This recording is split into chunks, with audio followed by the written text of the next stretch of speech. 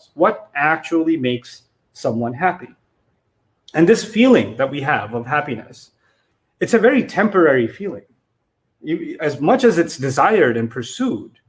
Somebody said, somebody posts a picture of going to some beautiful vacation, and they could see like an amazing city behind them, sunny skies. They could see a beautiful escape, the landscape or waterfall or mountains or whatever, and they look really happy. But go to a vacation enough times, all the places start looking the same. It's not the same excitement for you anymore. It doesn't make you happy anymore, right? So this thing that we're pursuing, it's like a moving target. It's not like once you have it, you can hold on to it. It's the same with what Allah describes. I've talked about this in other khutbah before. Another khutbah is in Surah Al-Hadid, how Allah describes that the crop turns yellow, right? So the farmer, all he wanted was the crop to grow. The entire year, he's waiting for the crop to grow. And when it grows, they party, they celebrate, they have harvest festivals, because finally the fruit of their labor, right? Quite literally, for a gardener, the fruit of his labor.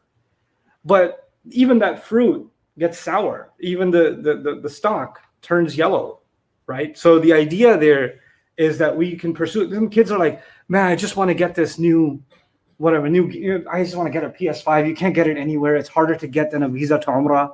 I just really want to get one. If I just had that, then I would. And then they get it. And then, I don't really have time to play it. It's kind of, it's okay. The joy of it, the high of it drops real quick. The excitement of a new car, ask 2 months later. That's 2 months later. The excitement of a new home, ask about a year later.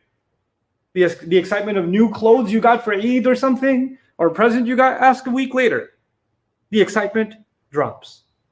So this thing, the first point that I wanted to get across is this thing that is so fundamental to basically all of our pursuits.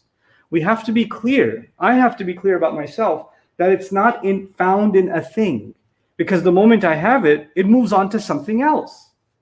And then it becomes something else, and then it becomes something else. I can't hold on. I can't seem to hold on to this thing called joy. And because this is such a fundamental pursuit, and it's common to all of us, every one of us is human, every one of us wants to be happy. I would imagine that Allah will talk about it exhaustively in the Quran. How to become happy. How will you finally, and the Arabic word for happiness is sa'ada. And the Arabic word for overjoyed happiness, extreme happiness, is al-farh. So these words, you would think you'll find them all over the Quran, because Allah wants us theoretically to be happy, right? Because the promise of Jannah, the promise of all the rewards, even if it's not spelled out that way, obviously those things are there. Just even thinking about those things makes us happy.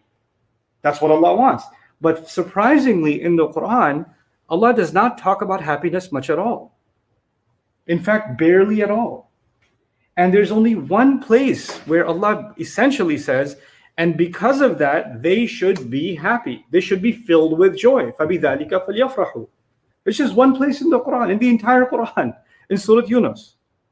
So what Allah does for some subjects that are so vital and so fundamental, instead of spreading them out, He talks about it once. And this is Allah's way of telling us, what I have said here is enough for you to understand all you need to understand about this topic.